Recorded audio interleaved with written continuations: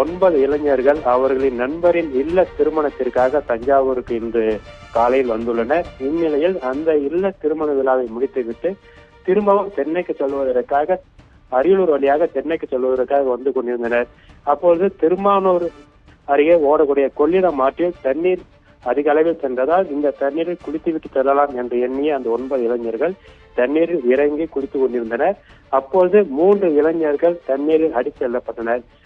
காணாமல் போன 3 இளைஞர்களை தேடும் பணியில் இந்த மீதமுள்ள 6 இளைஞர்கள் தேடிய நிலையில் அவர்களால் அது முடியாததால் அருகில் இருந்த பொதுமக்கள் மீதி இருந்த 6 இளைஞர்களும் பத்திரமாக மீட்டனர். மேலும் இது குறித்து அரியலூர் தீயணைப்புத்துறை மற்றும் திருமானூர் போலீசாருக்கு தகவல் தெரிவிக்கப்பட்டது. சம்பவ இடத்திற்கு வந்த திருமானூர் போலீசார் மற்றும் தீயணைப்பு துறையினர் தீவிரமாக காணாமல் போன பச்சையப்பன், தீனதயாளன், சந்தானம் என்ற 3 இளைஞர்கள் தீவிரமாக தேடி வந்தனர்.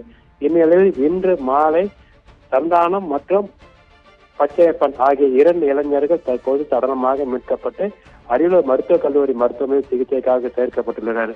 மேலும் மீதமான தீனதயாளன் என்ற இளைஞரை தற்போது தீயணைப்பு துறையினர் பொதுமக்களின் உதவியுடன் போலீசாரின் உதவியுடன் தீவிரமாக தேடி வருகின்றனர்.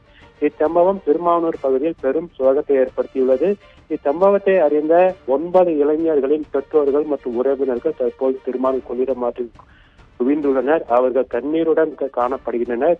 ஒருவர் கட்டி தழுவி தங்களது ஆதங்கத்தை தீர்த்து வருகின்றனர். இந்நிலையில் தீனதயாளன் என்ற இளைஞரை தேடும் பணியில் தீயணைப்புத்துறையில் தீவிரமாக ஈடுபட்டுள்ளனர்.